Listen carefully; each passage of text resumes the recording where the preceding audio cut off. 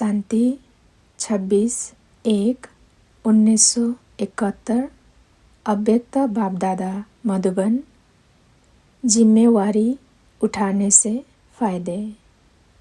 जिम्मेवारी उठाने से फ़ायदे। तुम बच्चे हो विश्व को परिवर्तन करने वाले, विश्व के आधारमूर्त उद्धार करने वाले भी हो और साथ साथ विश्व के आगे उदाहरण बनने वाले भी हो। जो आधारमूर्त होते हैं उनके ऊपर ही सारी जिम्मेवारी रहती है। अभी आपके एक एक कदम के पीछे अनेकों के कदम उठाने की जिम्मेवारी है। पहले साकार रूप फॉलो फादर के रूप में सामने था, अभी आप लोग निमित्त मूर्तियाँ हो।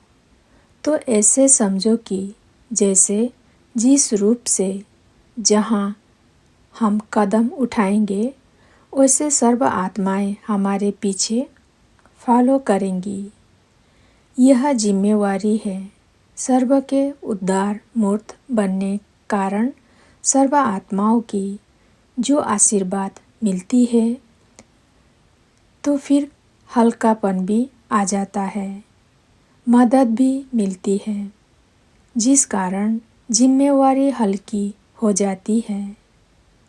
बड़ा कार्य होते हुए भी ऐसे अनुभव करेंगे जैसे कोई करा रहा है। यह जिम्मेवारी और ही थकावट मिटाने वाली है।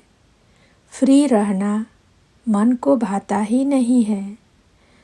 जिम्मेवारी अवस्था को बनाने में बहुत मदद करती है।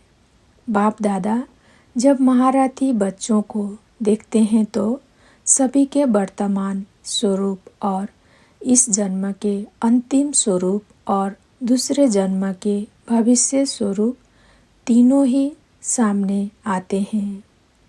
आप लोगों को यह फीलिंग स्पष्ट रूप में आती है कि यह हम बनने वाले हैं। हम ताज व तख्तधारी होंगे। आगे चल यह भी अनुभव करेंगे जैसे साकार रूप में प्रत्यक्ष अनुभव किया ना। कर्मातीत अवस्था भी स्पष्ट थी और भविष्य स्वरूप की स्मृति भी स्पष्ट थी। भविष्य संस्कार इस स्वरूप में प्रत्यक्ष दिखाई देते थे। तो आप सभी ऐसे अनुभव करेंगे जैसे कि बस यह शरीर छोड़ा और वह तैयार है। बुद्धि बल द्वारा इतना स्पष्ट अनुभव होगा। अभी दिन प्रतिदिन अपनी सर्विस से, अपने सहयोगीपन से और अपने संस्कारों को मिटाने की शक्ति से अपने अंतिम स्वरूप और भविष्य को जान जाएंगे। पहले कहते थे ऐसा समय आएगा जो नज़दीक वालों और दूर वालों स्पष्ट दिखाई देंगे, लेकिन अब वह समय चल रहा है। जो दैवी परिवार की आत्माएं हैं वह समझ सकती है कौन कौन समीप रत्न है। जिनको जितना समीप आना है वह सर्कमस्टांस अनुसार भी इतना समीप आएंगे। जिनको कुछ दूर होना है तो सर्कमस्टांस भी बीच में निमित्त बन जाएंगे। जो चाहते हुए भी आ नहीं सकेंगे। यह सभी भविष्य का साक्षात्कार अभी प्रैक्टिकल सर्विस चल रही है। अपने भविष्य को जानना अब मुश्किल नहीं है। हर एक को व्यक्तिगत अपने लिए भी कोई विशेष प्रोग्राम रखना चाहिए। जैसे सर्विस आदि के और प्रोग्राम बनाते हो वैसे सवेरे से लेकर रात तक बीच बीच में कितना और कैसे अपनी याद की यात्रा पर अटेंशन रखने के लिए प्रोग्राम रख सकते हो। यह डायरी बनानी चाहिए। अमृत बेले ही याद का प्लान बनाना चाहिए। समझो आप लोग कोई स्थूल कार्य आदि में बिजी रहते हो, लेकिन उसमें भी थोड़े समय के लिए जैसे नियम बंधा हुआ हो याद में रहने का, उस समय दूसरे को भी 2-3 मिनट के लिए स्मृति दिलाओ कि अभी हमारा यह कार्य है, आप भी याद में रहो। जैसे मुकर्रर टाइम पर ट्रैफिक भी रोक लेते हैं, कितना भी भले ज़रूरी काम हो। कोई पेशेंट को हॉस्पिटल में जाना होगा तो भी रोक लेंगे। इस रीति जहाँ तक कर सको उतना टाइम टेबल अपना बनाओ। तो और भी देखेंगे इन्हों का यह टाइम याद का मुकर्रर है तो और भी आपको फॉलो करेंगे।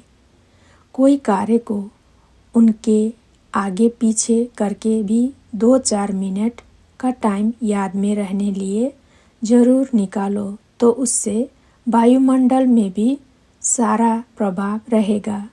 सभी 1-2 को फॉलो करेंगे, बुद्धि को रेस्ट भी मिलेगी और शक्ति भी भरेगी और वायुमंडल को सहयोग मिलेगा। फिर एक अनोखापन दिखाई पड़ेगा। जैसे कुछ समय आप 1-2 को याद दिलाते थे, शिव बाबा याद है, वैसे ही जब देखते हो कोई व्यक्त भाव में ज़्यादा है तो उनको बिना कहे अपना अभिव्यक्ति शांत रूप ऐसा धारण करो जो वह भी इशारे से समझ जाए। तो फिर वातावरण कुछ अव्यक्त रहेगा। तुम्हारे अंतिम स्टेज है साक्षात्कार मूर्त।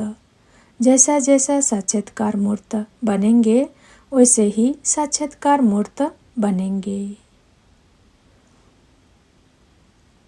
जब सभी साक्षात मूर्त बन जाएंगे तो संस्कार भी सभी के साक्षात मूर्त समान बन जाएंगे। अपने को निमित्त समझकर कदम उठाना है। जैसे आप लोगों से ईश्वरीय स्नेह, श्रेष्ठ ज्ञान और श्रेष्ठ चरित्रों का साक्षात्कार होता है, वैसे अव्यक्ति स्थिति का भी उतना ही स्पष्ट साक्षात्कार हो। ऐसा प्लान बनाना चाहिए जो कोई भी महसूस करे ये तो चलता फिरता फरिश्ता है। जैसे साकार रूप में फरिश्तेपन का अनुभव किया ना, इतनी बड़ी जिम्मेवारी होते भी आकारी और निराकारी स्थिति का अनुभव कराते रहे। आप लोगों का भी अंतिम स्टेज का स्वरूप स्पष्ट दिखाई देना चाहिए। कोई कितना भी अशांत व बेचैन घबराया हुआ आवे, लेकिन आपकी एक दृष्टि, स्मृति और वृत्ति की शक्ति उनको बिल्कुल शांत कर दे। भले कितना भी कोई व्यक्त भाव में हो, लेकिन आप लोगों के सामने आते ही अव्यक्त स्थिति का अनुभव करें। आप लोगों की दृष्टि किरणों जैसे कार्य करे।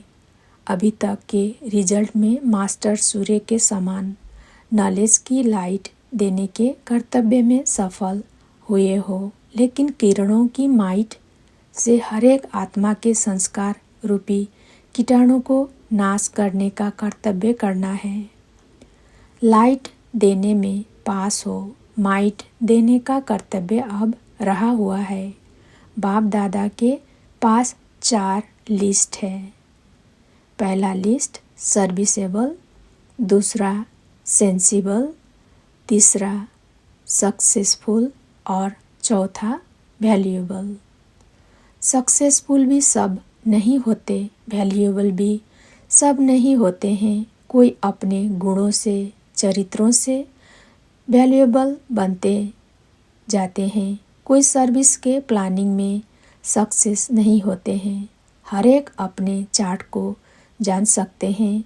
देखना है हमारा किस लिस्ट में नाम होगा। कोई कोई का 4 में भी नाम है, कोई का 2 में, कोई का 3 में और कोई का 1 में है। वैल्यूएबल का मुख्य गुण यह होता है जो उसको स्वयं भी अपने समय की संकल्प और सर्विस की वैल्यू होती है। इसलिए उनको संकल्प शब्द व उस द्वारा जो सर्विस होती है उसकी और भी वैल्यू रखते हैं। वह ड्रामा अनुसार उनकी वैल्यू हो जाती है। सभी उनको वैल्यूएबल की दृष्टि से देखते हैं। सर्विसेबल फर्स्ट है ना, या सेंसिबल फर्स्ट है? दोनों की अपनी अपनी विशेषता है। सेंसिबल की प्लानिंग बुद्धि ज़्यादा होगी, लेकिन प्रैक्टिकल में लाने की विशेषता कम होगी। सेंसिबल की प्लानिंग बुद्धि ज़्यादा होगी, लेकिन प्रैक्टिकल में लाने की विशेषता कम होती है। और सर्विसेबल जो होता है वह प्लानिंग कम करता है, लेकिन प्रैक्टिकल में आने का उसमें विशेष गुण होता है। कोई में सेंस भी होता है और सर्विसेबल का गुण भी होता है। इस स्थान के कर्तव्य में दोनों ही आवश्यक है।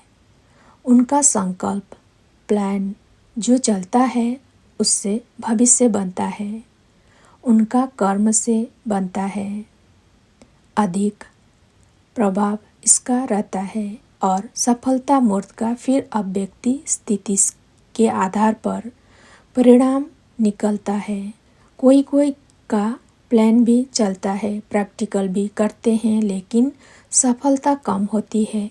सर्विसेबल हो सकते हैं, लेकिन सफलता मूर्त सभी नहीं हो सकते। कोई को ड्रामा अनुसार जैसे सफलता का वरदान प्राप्त हुआ होता है, उन्हों को मेहनत कम करनी पड़ती है, सहज ही सफलता मिल जाती है। यह ड्रामा में हर एक का अपना पार्ट है। अच्छा, टीचर्स तो है ही टीचर्स।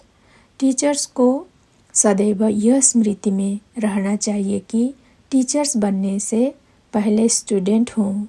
स्टूडेंट स्मृति से स्टडी याद रहेगी। जब स्वयं स्टडी करेंगे तो औरों को स्टडी कराएंगे। स्टूडेंट लाइफ न होने के कारण औरों को स्टूडेंट नहीं बना सकेंगे। वातावरण को बदलने के लिए अपने को सदैव यह समझना चाहिए कि मैं मास्टर सूर्य हूँ। सूर्य का कर्तव्य क्या होता है? एक तो रोशनी देना, दूसरा कीचड़े को खत्म करना। तो सदैव यह समझना चाहिए कि मेरी चलन रूपी किरणों से यह दोनों कर्तव्य होते हैं। सर्व आत्माओं को रोशनी भी मिले, कीचड़ा भी खत्म हो। मानो रोशनी मिलते कीचड़ा खत्म न हो तो समझो कि मेरी किरणों में पावर नहीं। जैसे धूप तेज नहीं तो कीटाणु खत्म नहीं होंगे। मेरे में पावर कम तो ज्ञान रोशनी देगा, परंतु पुराने संस्कारों रूपी कीटाणु खत्म नहीं होंगे। जितनी पावरफुल चीज़ उतनी जल्दी खत्म। पावर कम तो समय बहुत लगेगा। तो पावरफुल बनना है। ऐसे नहीं समझो कि पढ़ी लिखी नहीं हूँ। सृष्टि की नॉलेज पढ़ ली तो उसमें सब आ जाता है। अच्छा, ओम शांति।